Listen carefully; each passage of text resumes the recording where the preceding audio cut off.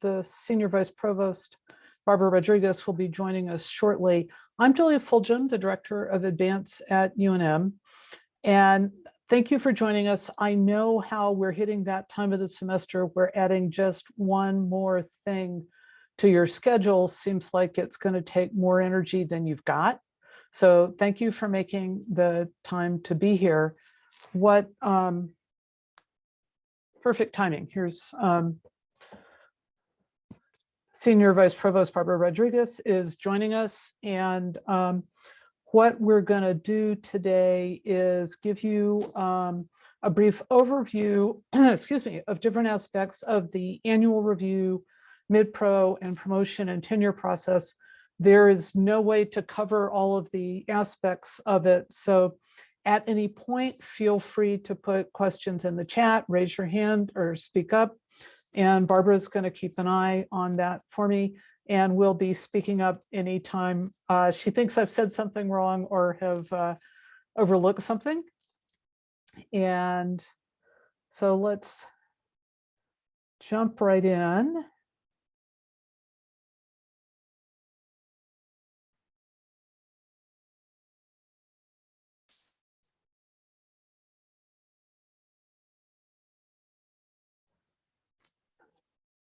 And what we really want to do is make sure you've got a good basis for understanding the difference between what's policy that has to be followed, what's process that is sort of how the policy is implemented on a local level, which could be your department or program or your school or college, what's practice, which is things people tell you and how things are done in your department, which may not exactly follow process, and what are the expectations, which is the part that's going to cause the most confusion, because that's the area where you're going to get told lots of different things. And we want to also get you thinking about what questions you should be asking. Mostly what I want to do is normalize asking questions. You should always be asking lots of questions about any of these processes, and a little about what resources are available. And if we don't touch on a resource that you think you might need or want to know about, please feel free to ask. And I'm going to use the term research occasionally, and that's really meant to mean research, scholarship, and creative work, so to be broadly defined.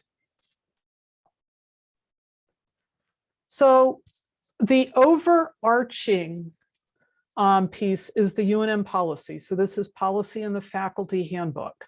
This has to be followed.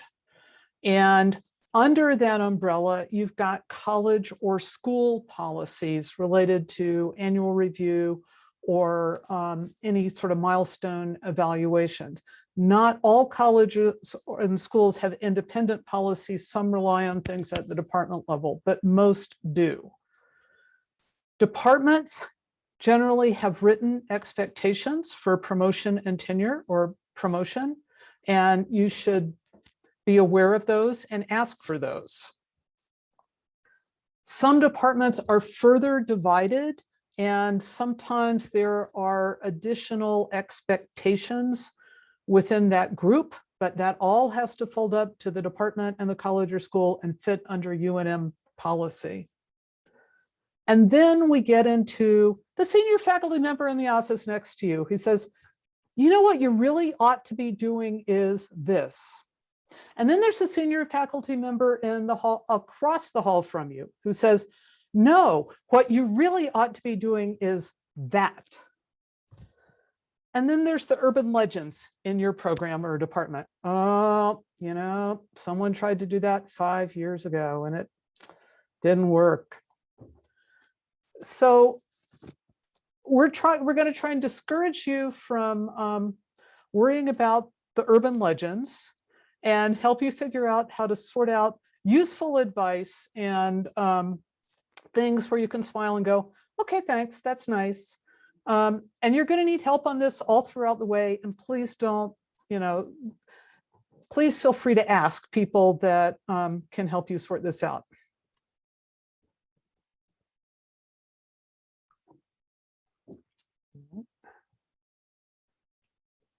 So I'm going to Sandy will send these slides out to you. So you've got these links. This is where the actual faculty handbook policies are. These are things that have to be followed. And then we've got links to the arts and sciences promotion and tenure page. That's got a really extensive set of documents on all aspects of the process. And there's a separate page for lecturers. A link to the School of Engineering, TNT expectations, because that's kind of hard to find. And the Office for Academic Personnel has some school or college and department policies on that website, but not all of them are up to date. So make sure you get the information locally in your department and in your school or college. When you apply for any of these milestone evaluations, so MidPro, promotion and tenure, they're uploaded into what we call RPT, which is retention, promotion, and tenure software that has a really tightly controlled access. It's just good to know about this in advance because there's a lot of requirements for how you format your dossiers for that software. And so that's just something you're going to want to be aware of. Background information that's also useful. Everything has an appeal path. If something goes wrong, there is always a path through which you can correct, factual errors or appeal decisions. And if then there are problems beyond that appeal process within any of these, the annual review or milestone evaluation processes, there's the Academic Freedom and Tenure Committee, or under the new CBA with UA-UNM, there's grievance and arbitration process. So just, you don't need to worry about this now, but just know there's always ways to sort of either correct problems, appeal decisions, or file grievances if you were to need to.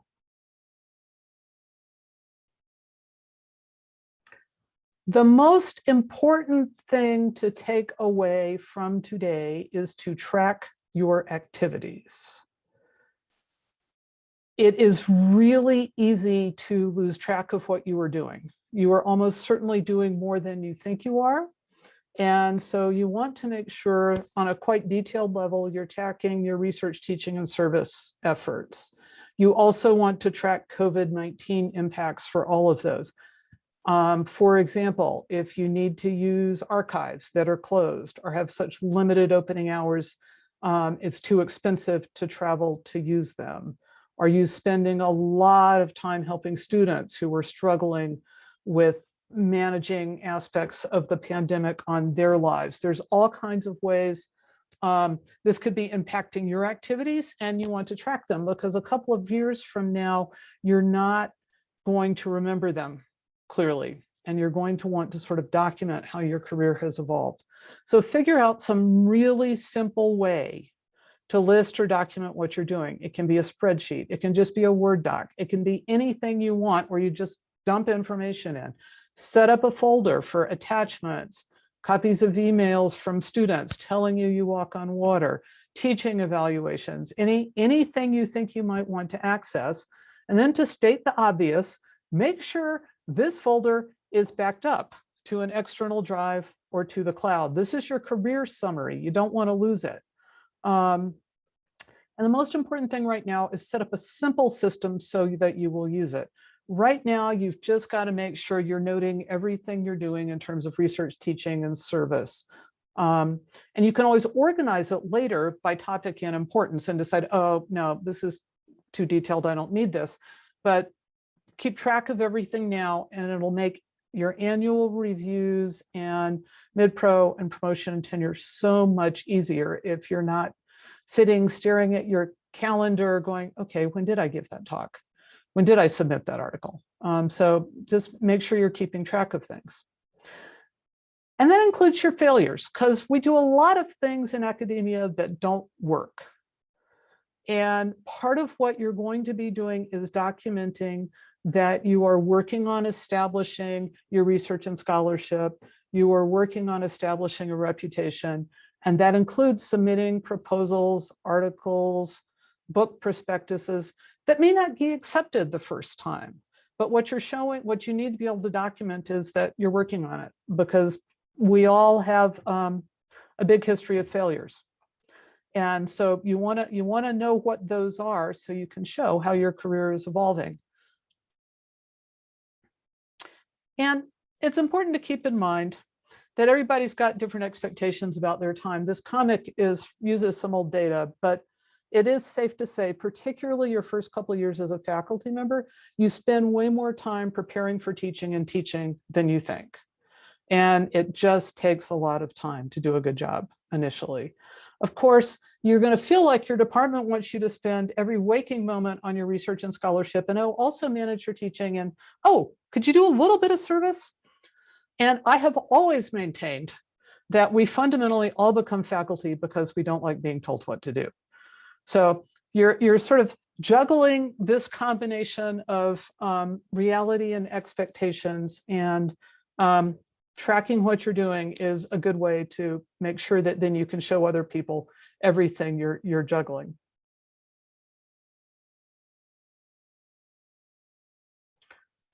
So I want to spend just a few minutes on annual reviews. Everybody is required by the faculty handbook to have annual reviews. And this means everyone from assistant professors on up to the president of the university. The form of these annual reviews looks a little different for an assistant professor and the president, who gets reviewed by the Board of Regents, which is useful perspective to have, perhaps.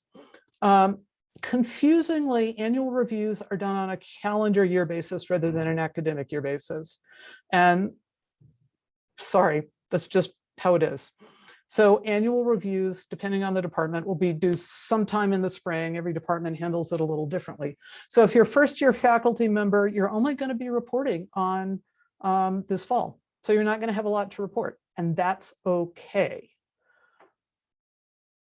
And annual reviews, you generally report on your research, teaching and service progress, your accomplishments.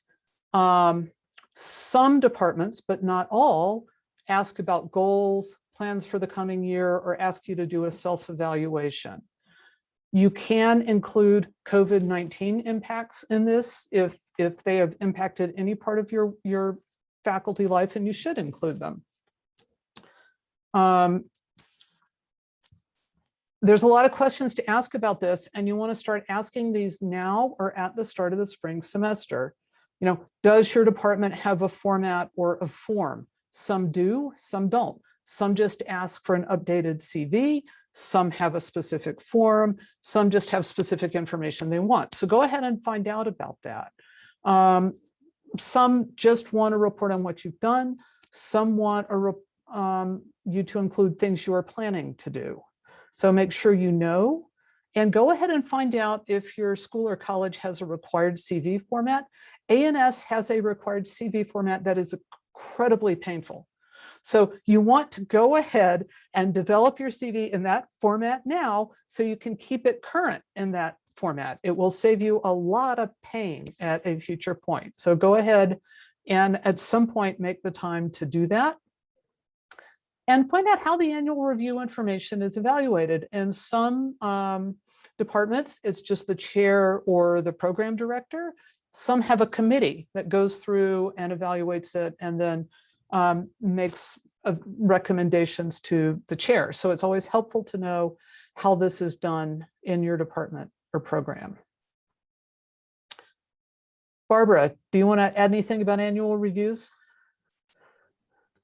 I'll just make a comment that the ANS format for CVs, even though it's a pain, it is incredibly helpful, especially when those CVs make it to academic affairs.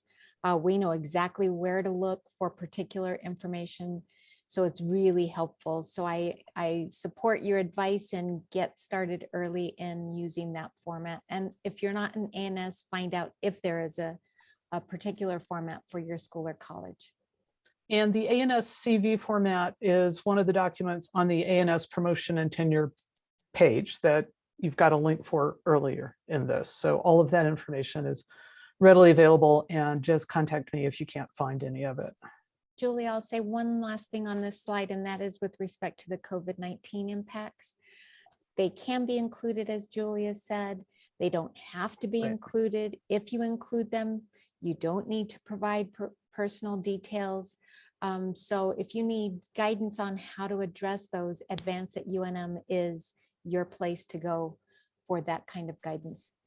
Yeah, there's all kinds of ways you can just make short fact-based statements that get across the information you want to. Yeah, that's a great point that I should have added. Thank you. And yes, I and other people in Advance are happy to help with that if you want to, but it's also important to note you definitely do not have to. Do we have a...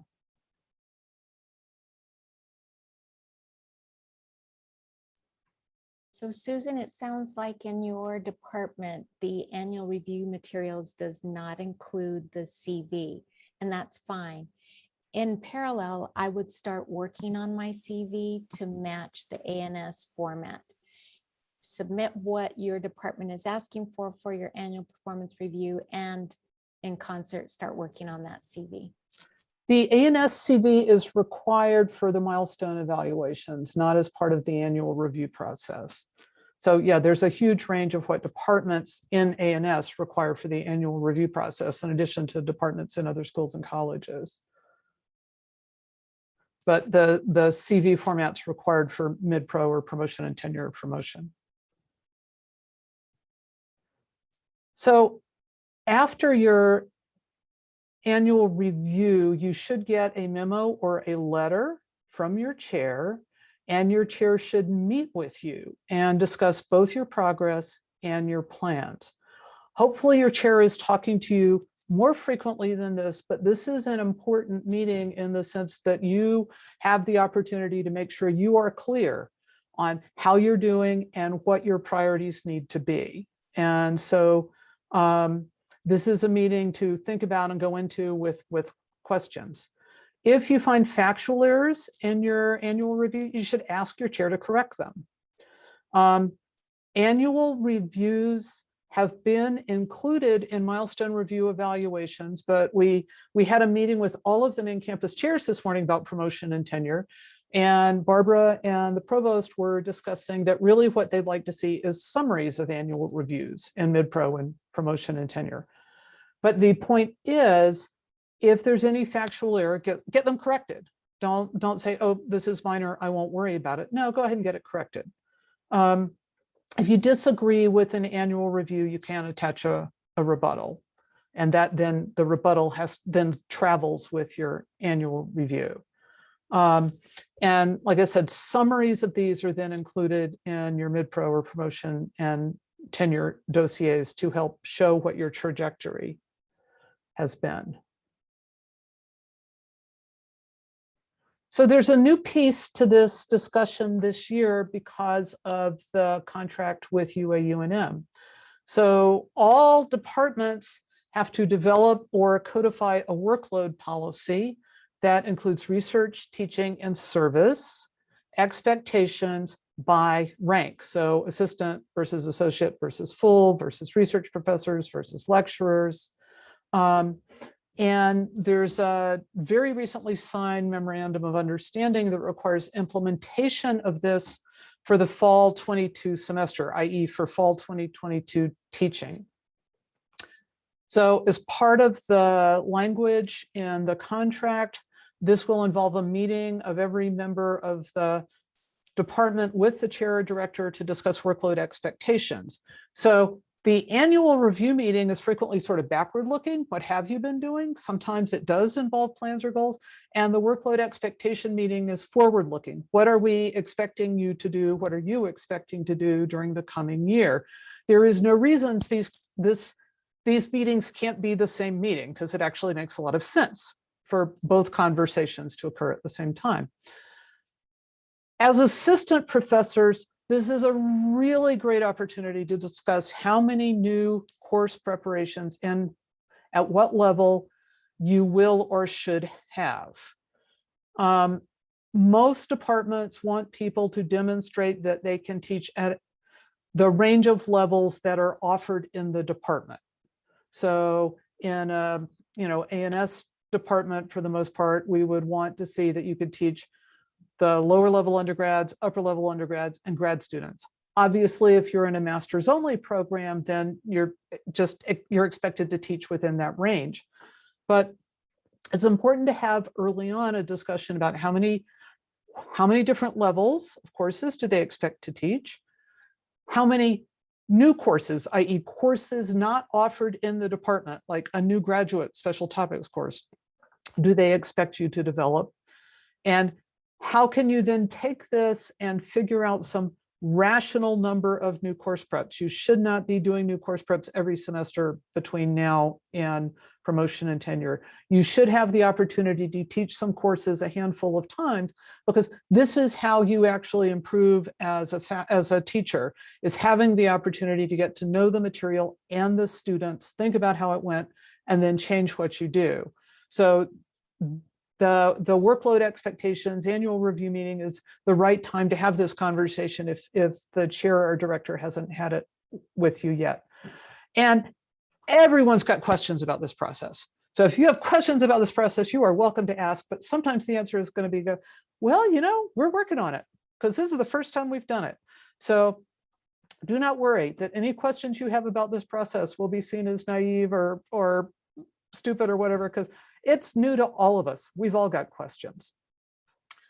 I think one really important piece to be aware of is developing workload policies in departments and programs should really increase the transparency. This should mean that everyone in the department knows who's teaching what, who's doing what, which chairs of which service committees are viewed as really extra work and resulting in extra compensation or a teaching release. This should be widely known to everyone. You shouldn't have to guess anymore. And I think that can just be a really important aspect of developing these departmental and program level workload documents. Can I speak to something on that, Julia? Yes, please. So Julia's right. We all have questions and we're all trying to figure this out in our first year of implementation of the contract. What I would also like to emphasize here with respect to the workload policy is the service load, and the service load tracking of the kinds of activities that pre-tenured faculty are engaged in, and monitoring how much service you are being assigned. You're right about the transparency, the accountability, and our BIPOC faculty tend to be overloaded with service because I'm the only one who can serve on the faculty search committee over and over and over again. So my hope is that this workload policy benefits and brings to light those kinds of assignments. So beyond so that's, I think, an advantage here. And that's a goal. And that's actually something Advance has been working on from the day we were funded. And this may be how we finally get there. The workload discussions are on the department level, not the college level, from the question in the chat. That's a individual faculty member talking with chair. The expectations by rank are a department level document that should be developed by the faculty. And they're approved by the college and the provost, but these are very much supposed to be unit faculty-led documents. And I think Susan was saying she didn't get any sort of have formal annual review feedback last year. I think that's probably one of the things that may have gotten away from some chairs in the pandemic, which is understandable. But if you are untenured and didn't have a meeting with your chair about your annual review, it's worth having at least an informal conversation about it now, if you can, before you're submitting the annual review materials for the coming year. And this I think comes with trying to provide everyone some grace as a result of the pandemic. And presumably your chair will be happy to meet with you and talk about it, and will say something like, oh, well, I wasn't worried about you, so I didn't say anything. But it would be good to even know that. So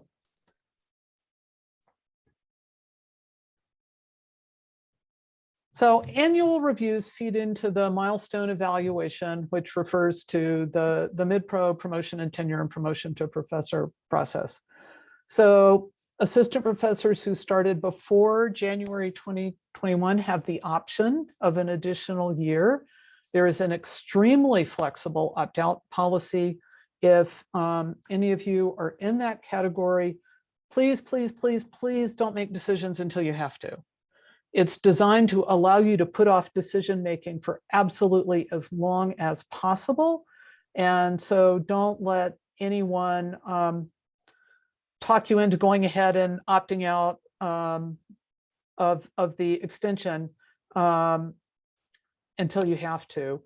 So, and I know there's no one in this meeting in this category, but for example, if you were scheduled in your letter of offer to apply for tenure next fall 2022, you would have until May 15th of the spring to decide whether or not you were going to go forward or take the extra year. More of you will be in this category. If you are currently scheduled to go through the MidPro evaluation process starting next fall, you have until the end of August to decide whether or not you are going to do that. So you've got the summer to see how the summer goes before you decide if you want to proceed with MidPro review or wait a year. And I or Barbara or the Associate Provost Bill Stanley can talk you through that decision and things to think about. And there's some links here. The policy is extremely flexible, which means it's also confusing. So don't hesitate to ask questions if you need to sort that out. There was no way to have it be flexible and not confusing because we've gone for absolute total flexibility to the extent we can. So just ask questions. Parental leave, of course, can change this. Extraordinary circumstances that you may have can change this. So, you know, the timelines in your letter of offer, but a range of things can change what happens. And also keep in mind, just going into this, that the evaluation process takes an academic year. It is not a quick process, but that means a bunch of different people look at it, which means it tends to be a rational and sane process, I think, on this campus, because we've got lots of different levels of evaluation.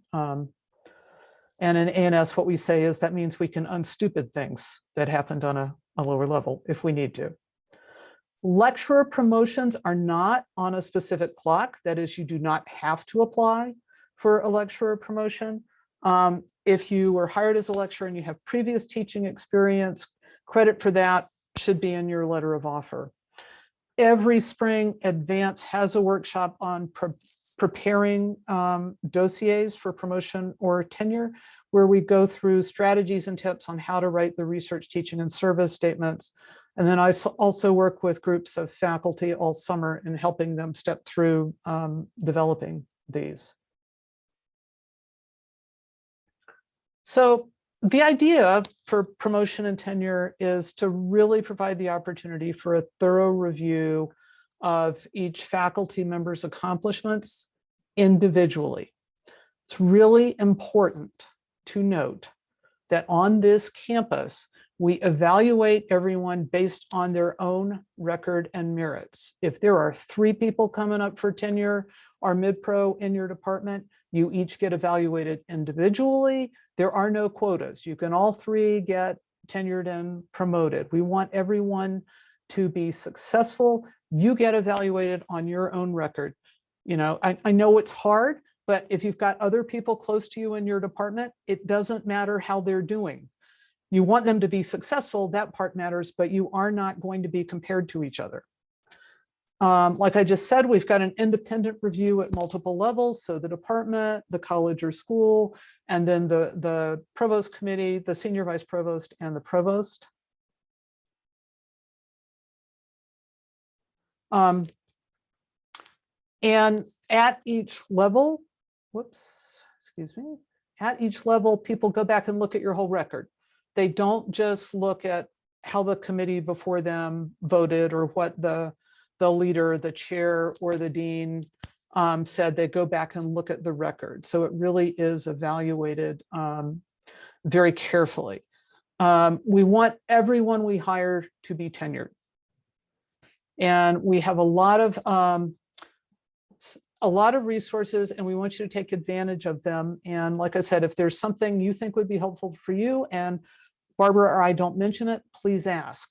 The MidPro review process is actually meant to be helpful as part of helping you be successful for tenure.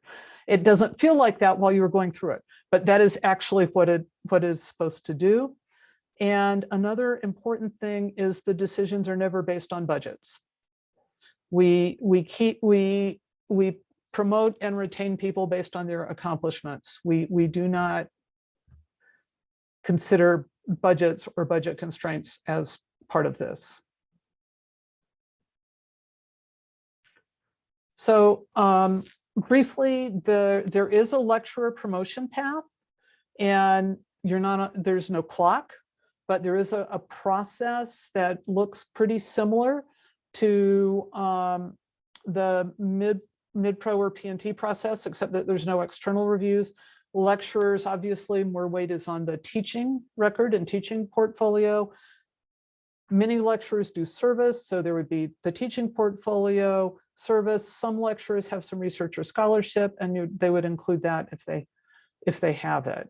But the process and committee structure in the timeline is very similar. So halfway through, you will have your MidPro review. It has half a dozen different names on this campus. They're all the same thing. It generally occurs during the third year. Your letter of offer could have different timing. You could have different timing because of parental leave, the pandemic extension, extenuating circumstances. You want to talk to your chair this spring before you are expecting to go through the MidPro evaluation process. Ask a lot of questions. Departments have different timing and different approaches to this process. Some departments have a committee that actually reviews draft documents and helps make sure the candidate has the strongest documents possible. Sometimes the chair does that. They do it with different timing. So you want to talk about it in the spring, so you know what your department culture is. If you're in the class of faculty that has an optional opt-out option or the tenure extension, you can do your MidPro on time and extend tenure. You can extend the MidPro. All combinations are possible. So if you have questions, just ask us. The MidPro dossier does have research, teaching, and service statements, just like the tenure dossier. A&S requires a teaching portfolio, which sets the expectation that you're going to be reflective about your teaching and not just report what you've taught, but how you've learned from teaching, how you've modified your courses based on things you've observed, student feedback, and peer evaluation of your teaching. Peer evaluation of your teaching and student evaluations are required. The 3 pandemic semesters where we were operating partially remotely in spring 2020 and totally remotely last year do not have to be included unless you choose to do so. And if you have questions about that, Barbara and I can answer that. The MidPro dossier goes through the same review process. It doesn't go out for external review, but goes from the department to the college or school to the provost.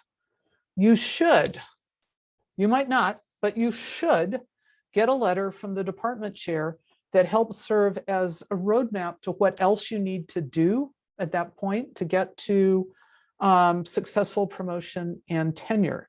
And you should meet with your department chair to talk about this. If you get sort of a vanilla letter from the chair, then you should talk with them about, okay, no, I need some more specific feedback. You know, what are the expectations? What are there things I need to do more of or less of or differently to be successful? And the pandemic has gotten us a little out of sync, but most years Advanced does a workshop called MidPro Now What, where we meet with everyone who just went through that process and help them think through how they develop a roadmap. And we'll probably try and do a session for people who went through last year and this year and the spring. Are there questions about that? I see we've got stuff building up in the chat. I think we've addressed the questions that have come through thus far. Okay. Do you want to add anything about MidPro? Nope. You got it, Julia. Okay, then we get to the biggie.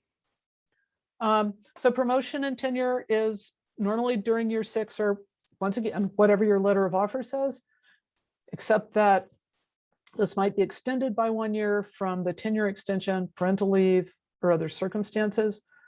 Talk to your department chair about this the year before or earlier.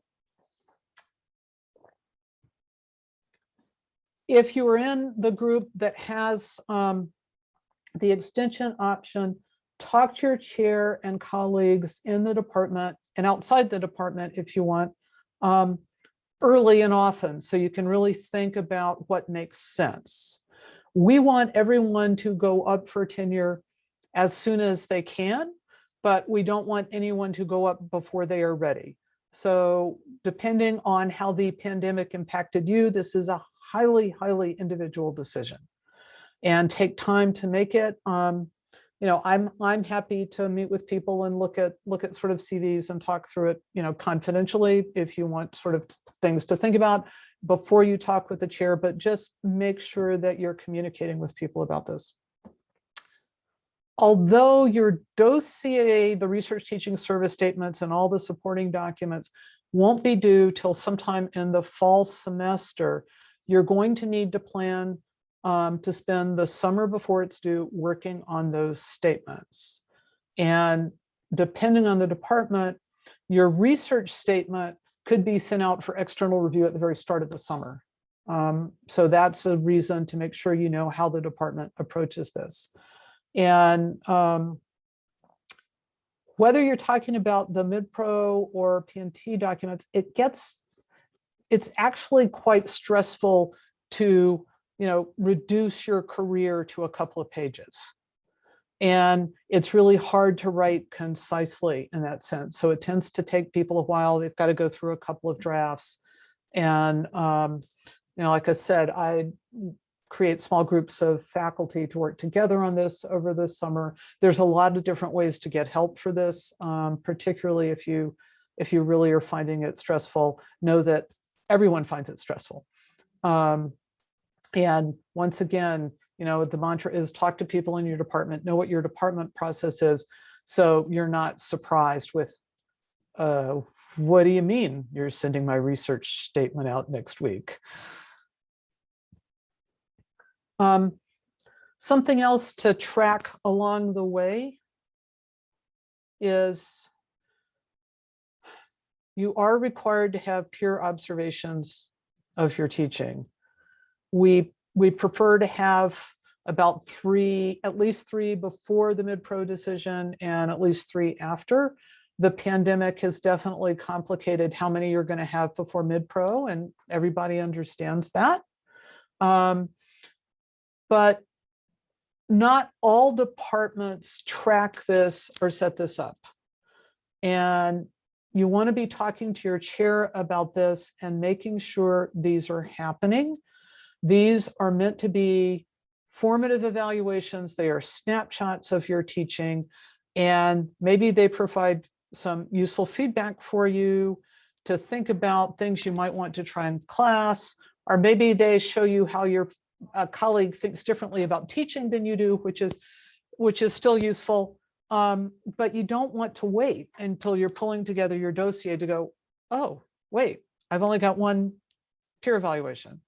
The chair should be tracking this, but it gets to be difficult once again, particularly right now. So make sure you're talking to your chair about this and that these are happening. More is better because, you know, someone attending the class once and maybe looking at your syllabus, talking to you about the course, it's a snapshot. And getting different snapshots from a handful of different faculty is probably gives you better formative information and makes it easier for you if there's an outlier for someone who's just got a really very different approach to thinking about teaching than you do. And student evaluations of teaching are required to be included. You'll be asked to discuss in both the MidPro and the promotion and tenure dossier, discuss both the peer evaluations and student evaluations in terms of how they have impacted how you teach about the course. We all know that there are any number of ways student evaluations are deeply flawed and biased. So we're looking at big picture trends here. No one is going to key in on the single outlier student who got really annoyed or something like that. These are a little piece of your portfolio. We all know there's issues with them. So we're looking at sort of the big picture that they help contribute to.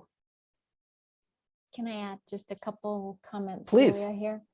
I think Julia mentioned that earlier today we had a meeting with the department chairs where Provost Holloway and I shared some thoughts about the case books as we've seen them come through over the last couple of years. I want to share a couple of comments from the provost about what he's looking for in these statements. First, when he's looking at the research, the contributions that you've made over time, he's really looking for how you've impacted the discipline, how your work might have changed the approach to a particular problem, what broad impact that has had on the discipline. So think about how to frame that in your research statement. When it comes to teaching, he's really keen at looking at how have you evolved over time as an instructor? How have you responded to particular feedback, perhaps from a peer teaching observation, and how have you modified your practices as a result of that? So think broadly about impact as you think through drafting those statements.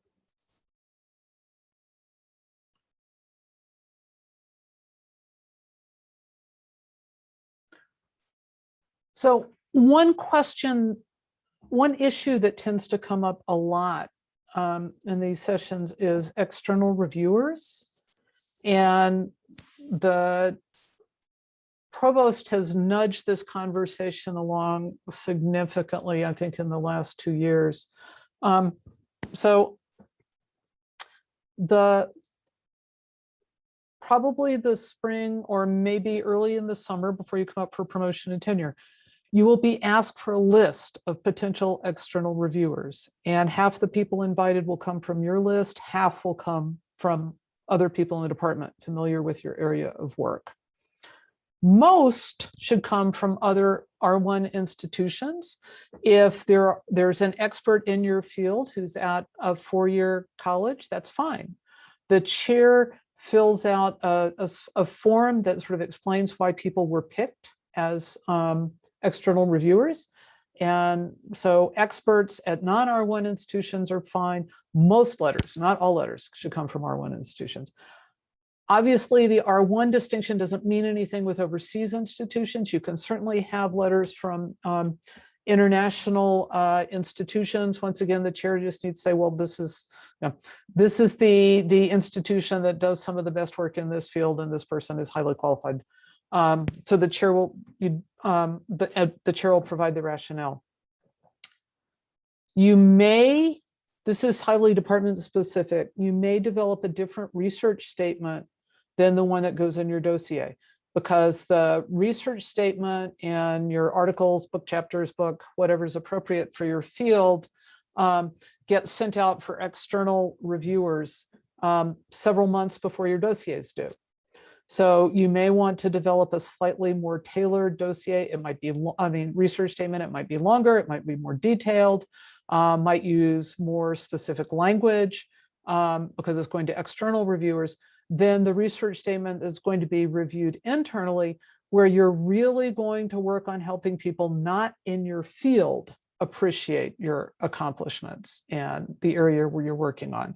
So they've got some overlap in the information they contain, but the framing's potentially a little different. Some departments use the same statement and some people send out more detailed, longer statements. We generally want the research statements for the internal dossiers to be about 5 pages. Sometimes people send out longer ones, sometimes not. Once again, there's a department and field culture around that.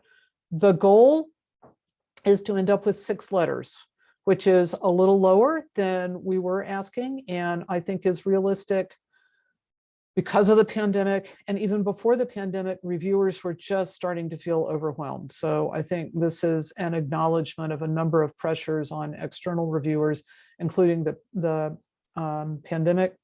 We've got a really good template for letters for external reviewers that all the chairs have that reminds reviewers of the pandemic impact and explicitly says not to pay attention to time, since, degree, or time and rank, and just to assume that you're coming up at the right time for our institution. I love this language because it also takes into account then this solves problems we see related to parental leave or any other sorts of leaves. The provost has committed to continuing to use this letter for however long we need to, which could be 5 or 6 years. So, when you come up, we will remind reviewers that you were a new faculty member during the pandemic. You can do things to help become aware of people who might be good reviewers for you.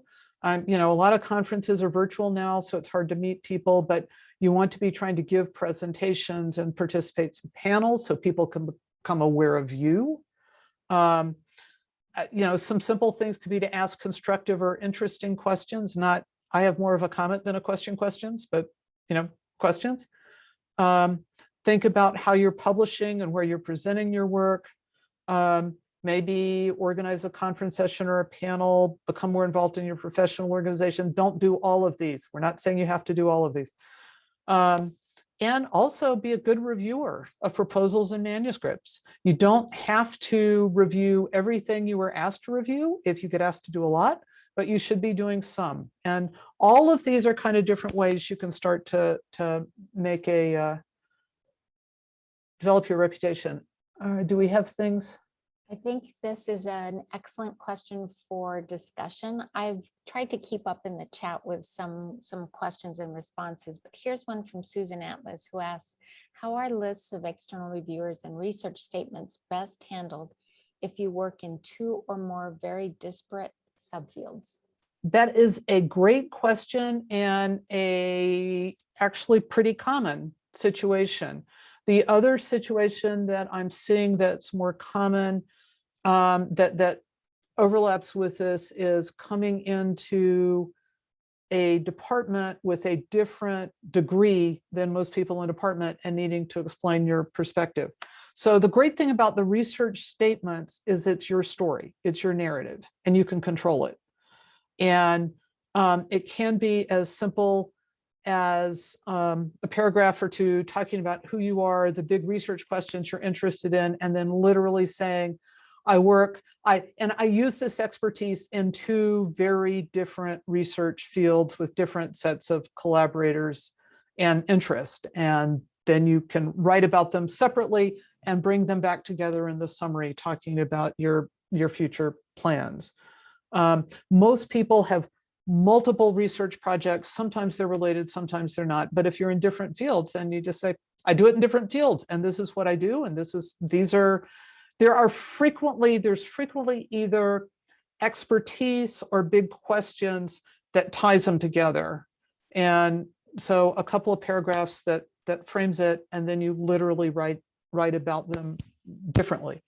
And it's the same with external referees. You would provide, here's people who can speak to this field, here's a list that can speak to this field, and then you work with the chair to make sure that the chair or the committee appreciates that they need to send things out to 2 different groups. And then the department chair in the end, in their letter, will tie everything together to help individuals outside of the department understand why this publication is appearing in this particular journal. It's because of the interdisciplinary nature of your work, why this external reviewer was invited to evaluate the dossier. So in the end, the department chair pulls everything together to help us understand the rationale for some of the decisions that have been made along the way. And you can help with this in your research statement. One of the things I've been encouraging people to add is short discussions of why you disseminate your work where you do. So let's say you've got two big research areas, and under each research area, you say, and I have published this article here because it speaks to this specific audience. I published an article related to it, but here because this gets to a general audience. I attend this, I present my work at this meeting because it's the big professional meeting everyone's expected to attend. And then I also go to this niche conference because there I see new collaborators and there's time to really focus. So you've got reasons for the conferences you attend, the workshops you attend, the places you choose to publish. And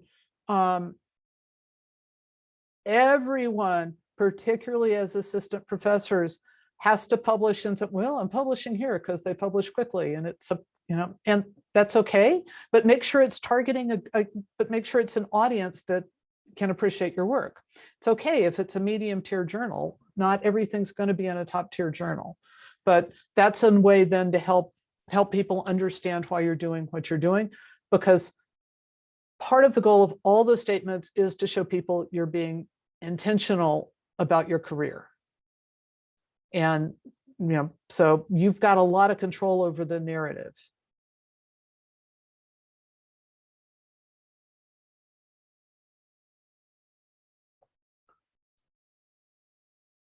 So you want to make sure that you know what the school or college and department documents are. Getting them sooner rather than later is good because it'll tell you something about expectations. Like I said, the department cultures really vary dramatically. So, ask questions now, ask questions later is just sort of the mantra. No one, you shouldn't do this alone. You should plan to get help at any stage of your career. And no one mentor can do everything for you. You can have as many informal mentors as you want. You can actually have people who are your mentors who do not know your mentor, they are your mentors, but whom you go to for advice and are helpful. You can get help from outside the department. You can get help from outside your school or college. And Advance, or the Center for Teaching Excellence, or Faculty Research Development Office, Bill Stanley, the Associate Provost for Faculty. We can all help you identify mentors or experts to help you with specific issues or questions or things you want to work on. If you want some advice from outside of your department, really don't limit yourself in terms of how you think about getting support as you're developing your career. And the general timeline for all of this is that late summer or early fall, everything will be due to your department. They'll do their review in November, December. Departments are normally evaluating the dossiers and submitting the individual faculty ballots to the chair before the end of the fall semester. Sometimes in engineering and smaller schools, it's right at the start of the spring semester, just because there's fewer cases to consider on the school or college level. In your department, every faculty member who is, so if you're applying for promotion and tenure, all of the associate and full professors will vote on your case. The chair will consolidate that, write a letter, and make the chair's recommendation, which goes to the college or school committee. They evaluate it. Each member of that committee submits a ballot, although if someone voted on the department level, they recuse themselves on the college or school level, you only get to vote once. And that committee makes recommendations to the dean, who writes a letter making a recommendation, which goes to the provost office by mid-spring. There's a provost committee that goes through this whole process again, makes a recommendation to the senior vice provost, that's Barbara, who then looks at everything and makes recommendations to the provost, who is required by the faculty handbook to let you know by June 30th. And sometimes you will indeed be finding out around 3:30 on June 30th. The goal is for you to find out before then, but if you don't, it doesn't mean anything is wrong. It just means this is a really complicated process. But the good thing is lots of different people go through the file. If any problem, if anything goes wrong, it can be corrected at the next level. If people just miss something in your dossier. The other thing is, if something big happens while your dossier is moving through this, like you get a big grant, you get a book contract, you get a really important article accepted, you can add that to the dossier. It doesn't change whoever is already evaluated doesn't see it, and it doesn't change them, but the committees that still haven't seen it yet do get to see it. So that is possible. And this is just a partial list of resources and the sorts of support provided. And these are all live links. Like I said, we will send this to you. But I do want to say both Bill Stanley, the Associate Provost for Faculty Success, and I are off to the side of the official promotion and tenure evaluation process. So we can provide you with confidential advice without setting up any awkwardnesses that way. And you really belong here. We want you here. This is a complicated multi-step journey, and we want to support you every step of the way that we can. So please ask when you think there might be ways we can help, or if you're being told conflicting things. And really remember to keep track of what you do.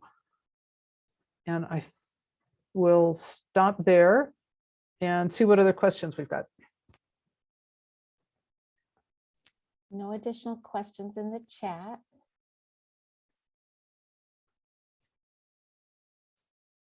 See if there's any questions outside of the chat.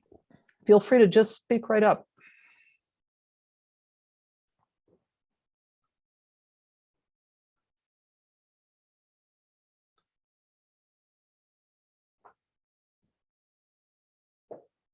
It's Friday. In the event you don't have questions this afternoon and they pop up later, don't hesitate to ask Julia, Bill, myself. We will get the answers to you as soon as we can.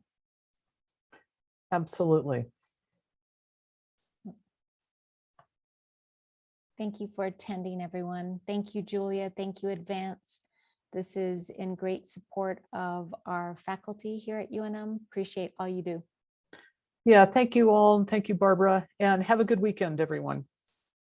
Bye.